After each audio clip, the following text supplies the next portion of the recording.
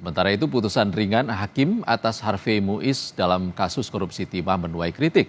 Publik menilai vonis ringan Harvey mencederai keadilan. Terlebih kerugian negara akibat kasus ini sangat besar, yaitu 300 triliun rupiah. Kepada terdakwa dengan pidana penjara selama 6 tahun dan 6 bulan dan denda sebesar 1 miliar rupiah dengan ketentuan apabila denda tersebut tidak dibayar akan diganti dengan pidana kurungan selama berapa tadi? 2 tahun. Bukan yang ini. Ya, 6 ya. Selama 6 bulan. Harvey dinyatakan bersalah dalam kasus korupsi timah yang merugikan negara 300 triliun rupiah. Vonis Harvey Muiz 6 tahun 6 bulan penjara, lebih ringan dari tuntutan jaksa 12 tahun penjara. Dalam pertimbangan hakim, Harvey divonis ringan karena sopan dan sudah berkeluarga. Jatuhkan pidana terdakwa maka perlu dipertimbangkan terlebih dahulu keadaan yang memberatkan dan yang meringankan. Keadaan yang memberatkan, perbuatan terdakwa dilakukan saat negara sedang giat-giatnya melakukan pemberantasan terhadap korupsi. Yang keadaan yang meringankan, terdakwa sopan di persidangan, terdakwa punya tanggungan terdakwa belum pernah dihukum. Atas putusan yang jauh dari tuntutan jaksa, kejaksaan resmi mengajukan banding atas vonis Harvey dalam kasus korupsi timah. Menyatakan banding ini oleh jaksa penuntut umum setelah menggunakan masa pikir-pikir range yang terlalu jauh antara tuntutan dengan putusan. Yang kedua, bahwa tentu jaksa penuntut umum mempertimbangkan rasa keadilan masyarakat yang masih belum dipertimbangkan secara utuh oleh pengadilan.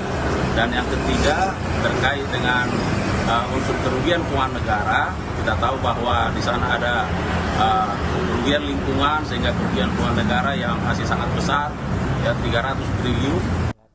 Kritik pun bermunculan atas vonis ringan Harvey Muiz. Menko Polhukam 2019-2024 Mahfud MD menilai vonis yang diterima Harvey Muiz menusuk rasa keadilan masyarakat. Itu sungguh menusuk rasa keadilan. Karena apa? 6,5 tahun itu kok kecil sekali bagi orang yang menggarung kekayaan negara. 300 triliun hanya diambil 210. Lalu ada yang mengatakan, Pak, itu 300 itu kan potensi. Bukan potensi. Itu sudah disampaikan bahwa itu kerugian keuangan negara, bukan kerugian perekonomian negara. Budayawan Sujiwo Tejo juga menyindir vonis ringan Harvey Muiz, mengaitkannya dengan kebijakan kenaikan PPN menjadi 12%.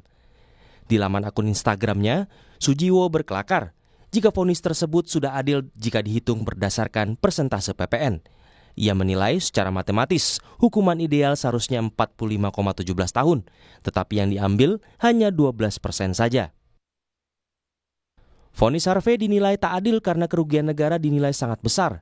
Padahal ada kasus-kasus korupsi lain yang nilai kerugian negara lebih rendah, tetapi vonis yang diterima terdakwa lebih tinggi dari Harvey Muiz.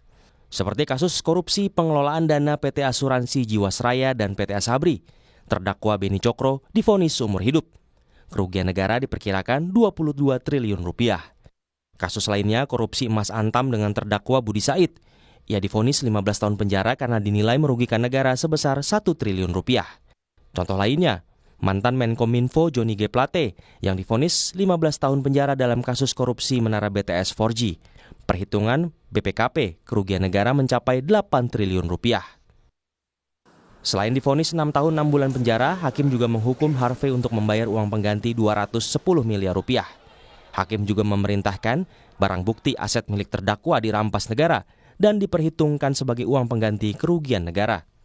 Kasus korupsi tata niaga timah jadi sorotan publik karena besarnya kerugian negara, yaitu 300 triliun rupiah. Tim Liputan Kompas TV.